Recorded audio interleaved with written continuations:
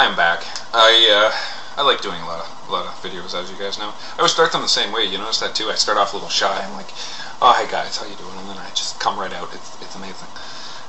Yeah.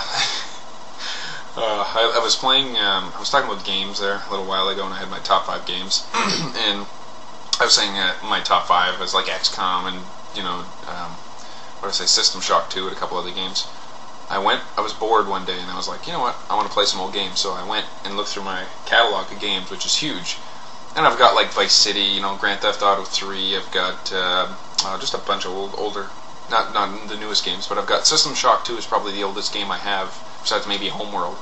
And I installed it, and I was like totally forgot how fun that game is. It's amazing. So the cool part about this game is it was made in 1999, has the Thief engine, which even for that time was not graphically anything mind-blowing. I still think the hand models look pretty good, though. Even today, they look pretty good. I was kind of surprised. Certain effects in the game still look pretty damn sharp, I gotta say, but if you were to play it straight out on its own, you're gonna be really disappointed by the graphics, but if you just play the game, you forget about the graphics, because it's so fucking good, it doesn't matter what it looks like. So, I mean, when it started, on its own, the polys are terrible. There's like, I don't know, 15 or 20 polys in the entire character. So it's not even properly shaped. The heads are too big. Basically, the face is 2 polys that meet like this, and the face is painted on it. It looks terrible. So what some guys did, like me, who are very passionate about this game, they went and they redid the texture. So you can download mod packs for this game that are not sanctioned by Looking Glass Studios or whatever, but they are made by just guys like me who love this game so much and just are dying for a sequel for this game. Anyone out there who's listening who has any kind of charge, EA, I know you guys are in charge of it, put out another fucking System Shock.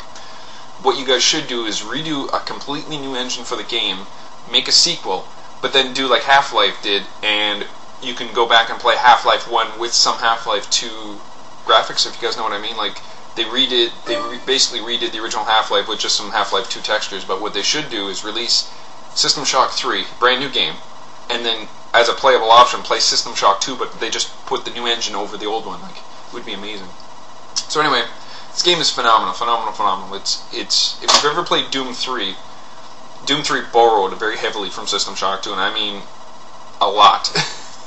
I still find Doom 3 scary. Doom 3 is probably the scariest game. I only jumped once or twice playing System Shock 2 recently, but I was never always on edge. Like, Doom 3 has just this it's the sound that does it. When you put the headphones on and you play with the lights out, right? When you play, I don't know how they did this, but you feel like somebody's standing behind you all the time. Like, I mean physically, like, I have to take off my headphones and look behind me because I feel there's somebody there. It's fucking freaky as hell. So that's probably the scariest game I played, but System Shock 2 is great because you start off and it's, you know, in the future, and you're joining the military. So you go in your military training, you go in basic training and advanced training, and they show you, it's just a tutorial, show you how to play the game.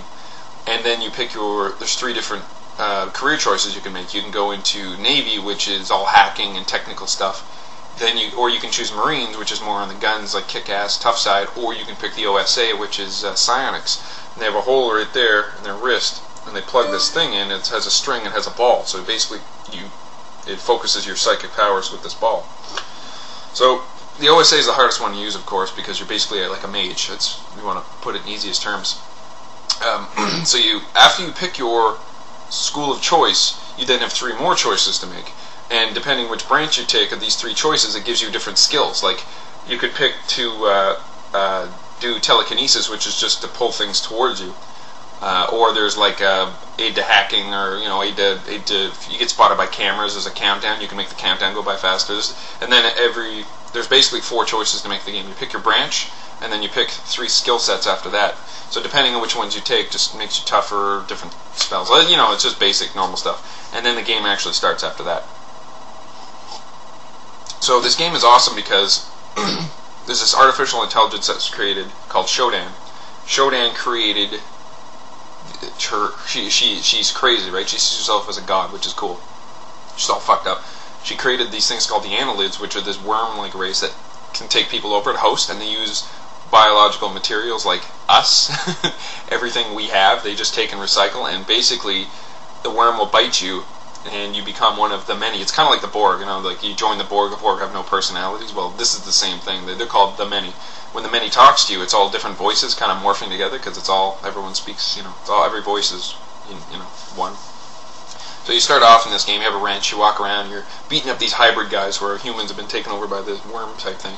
You beat them to death and you right click on their bodies, and sometimes they'll find like a hybrid organ, and they'll say unknown, unresearched object. So you pick it up and you right click on it and put research. And a little timer will start going off, and as you're doing other things, like you're going opening, drawers, and you're looking around for clues, and you're fighting guys or whatever, it'll all of a sudden bing, research done, and you check it, and it'll say like it'll give you an actual description. Here's what the hybrids are made of. Here's what they're weak towards. Here's a description, like how they reproduce, everything. And then it goes on. Just at the top, it always says, okay, you now know how to target hybrids better. You do 25% more damage when you attack hybrids. So every creature basically is something you can take and research to get a bonus versus damage. And the higher level creatures or things you research, you can't research it on your own. Like you'll right click the research and all of a sudden, bing, like the early stuff you can do on your own. You don't have to worry. But as things get more complicated, like more complicated monsters, it'll go bing, I need copper to finish this research. So you go to your chemical storeroom, pick up some copper, right click on it and use it, and then you can continue the research. And some things take multiple chemicals, mostly just 2. It's either 1 or 2. So you pick up like this melee weapon, it's crystal shard, and it's the fucking sharpest thing in the game. I think it's pretty kick-ass. And you right click to research it, bam, it says I need, vibranium or whatever. So you pick up some and use it, and then it gets 3/4 done, and it'll say I need another chemical. So then if you got that other chemical, bam, you can finish researching, and then it'll tell you what this fucking thing is. But then you also have to raise your, there's four different types of skills, and like things you can raise in this game. You pick up cyber modules here and there.